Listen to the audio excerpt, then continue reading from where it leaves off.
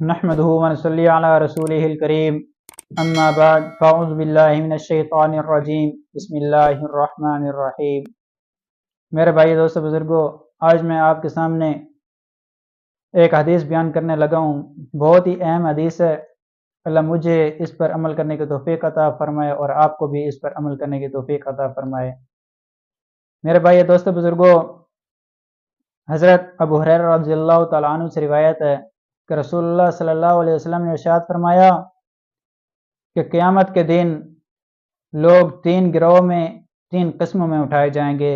Number ایک، پہلا گروہ پیدل چلنے والا ہوگا، اور دوسرا گروہ سواریوں پر سوار ہوگا، اور اسی طرح جو تیسرا گروہ ہوگا وہ سر اور منہ کے بل چلنے والا ہوگا۔ میرے بھائی دوستو بزرگوں، عرض کیا گیا یا رسول اللہ، یہ جو تیسرا گروہ ہے یہ کیسے منہ اور سر کے بل چلائے جائیں گے؟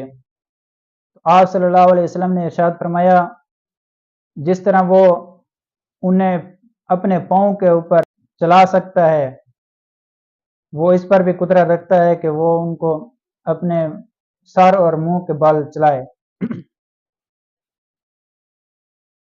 تو میرے بھائی دوستو بزرگوں، جو پہلا گروہ ہے وہ خاص اہل ایمان کا ہے، اور جو دوسرا گروہ ہے وہ خاص مقربین لوگوں کے لیے ہے۔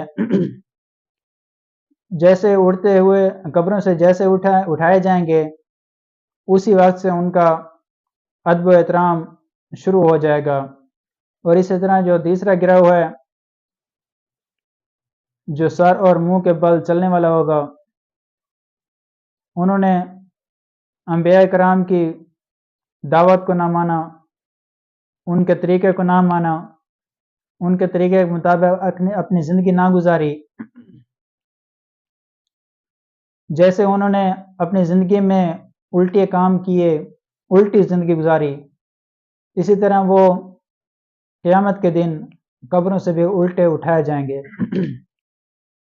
اللہ تعالی ہمیں اور آپ کو اس تیسرے گروہ سے بچائے۔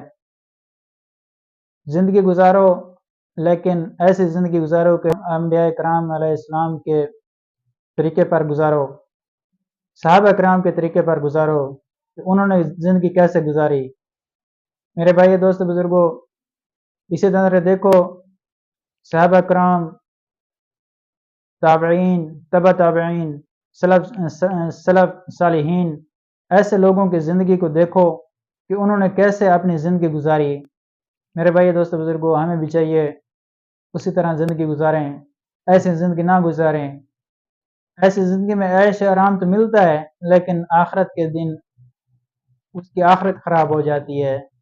جب سوال جواب شروع ہوتے ہیں نا، اس وقت پتہ چلتا ہے کاش آج میری زندگی ہوتی تو میں کچھ اچھا کام کر لیتا۔